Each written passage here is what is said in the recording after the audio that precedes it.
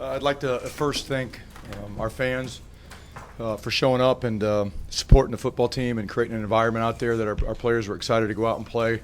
I thought our student section did a great job today. Was really pleased to see the turnout from them. We're going to just continue to try to build and create the type of environment that a lot of people want to be a part of every single Saturday. But I really appreciate the fans that showed up. I want to give my hats off to Howard. They were a well-coached football team, played hard today. Had a couple injuries there, and I hope they're going to be okay. Marquise Blanchard, I believe, was the defensive lineman that got carted off. Our thoughts and prayers are with him for a speedy recovery, and hopefully he's going to be okay. Really a tale of two halves. Did not start the game the way we wanted to start it. Touchdown on defense, turnover on offense, another touchdown. We're down 14-0 before the game really even got started. It's not the way we can start football games.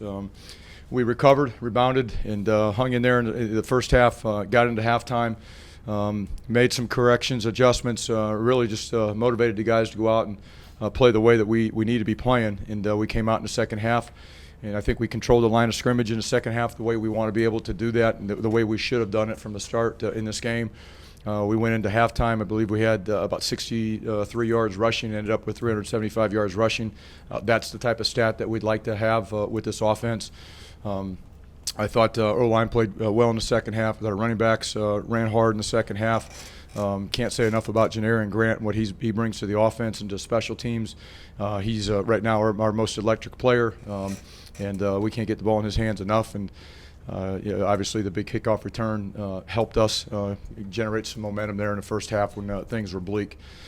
Second half, defensively, we did a better job of getting off the field. First half, our issues were third down. We couldn't get off the field. Lost leverage a couple times on the run and allowed the quarterback on the quarterback zone read to make some plays with his feet a little bit. We just can't do those things. But really give my hats off to our players. Was not a good first half. Was not a halftime that we want to have here, but they responded the right way and came out, continued to play, continued to fight, and the result was what we wanted the way this game ended up. So with that, go ahead and open up the questions. Chris, you mentioned it, Tales. Can you tell, what was the locker room like? Was it encouragement? Was it a lot of fire and brimstone, so to speak? A little bit of both. A little bit of both. It's all situational. Some groups needed to have a fire lit under them, and some of them didn't. So it was all situational based on how they played in the first half. But we needed to get a fire lit under this football team and get them motivated to go in the second half. And they were down by halftime with the way they played. Coach, you said the second half. First half you guys was losing gap integrity. In the first half. Second half, like you said, it was a half of two different halves. What are some of the corrections you made in the second half? Guys playing better leverage and so forth. Well, the issues in the first half defensively, again, they ran a lot of outside stretch plays, pulling their guard and center. We lost leverage on the outside a couple times. We did not control the quarterback run game very well in the first half. He was able to pull it down on the read and get outside our end, and we didn't have an overhang player the way that we have it structured in our defense to have. We just made those corrections. It wasn't about changing calls, anything like that. It was just making sure that guys were assignment sound with what they were supposed to do within the calls that we were making. And we needed to tackle better. First half, we didn't tackle very well. We were tackling high. We weren't tackling the way that we teach tackling to be made, and we were missing some tackles, or we were getting knocked back at times too. And we needed to go back and really re-emphasize to do the fundamentals the way that we want them to be done and play within the structure of the defense. I think we did that in the second half. What was your assessment of Laviano's play? Well, it started off a little poor, with the turnover there in the first drive. It's not what we want. Again, ball security is something he needs to continue to improve on. Again, I'll give the kid credit. He battled back and, held it together, held the offense together to come back and play the way they did in the second half. But ball security continues to be, something we've got to improve on this offense. Was it the plan all along to use other quarterbacks, and how would you assess how? No. The plan was to play our offense, our starters like we did, and rotate certain guys like we normally would. When you play a game like this and score that many points and get up that many points, obviously you're going to put other guys in the game, and that's no different this game or any other game that we would get into this situation if we're lucky to. So we're going to put guys in as the game allows us to do so. What do you like about those two guys? Who's that? The two quarterbacks. Gio. Gio and well, Gio came in for a series, scored a touchdown, so I liked him pretty good. He did a nice job. Pretty good ratio. One drive, one touchdown. Tylen did some good things running the ball also. So we didn't ask him to do a whole lot, but what we asked them to do, they did, and I was happy for those two individuals to get out there and have some success. Chris, can you describe kind of just maybe for you what the emotional journey is like a little bit? You're down 14-0. You got to be, a little bit taken aback on your sideline, and then carrying it through to the end where you do get your first win as a college head coach. Just what that was like for you this afternoon. Yeah, I mean, anytime you win a college football game, you got to be relieved because they're hard to do. I don't care who you play, who you are. Winning games is hard, and I've learned in my career that you got to celebrate the victories. Do I want us to play better? Absolutely. Again, I talked after the first game, we didn't play to our full potential. I didn't think we did this game either. But we got a lot closer in the second half. The second half was more the type of football team and the style of football I want us to be able to play, and that's what we envisioned. But, it was emotional, to say the least, to start the game the way we started, down 14-0 really fast. And, you do what you want the players to do. You can't panic. You can't flip out. You got to stay with the plan, stay with the course, and keep coaching, keep adjusting, and that's what we did, and that's what our players did, and the end result is what we wanted. Chris, what did you think when you saw Laviano make that block on that Wildcat run? Chris is a tough kid, and he's going to throw his body in there to help his teammates. Never questioned that about him at all.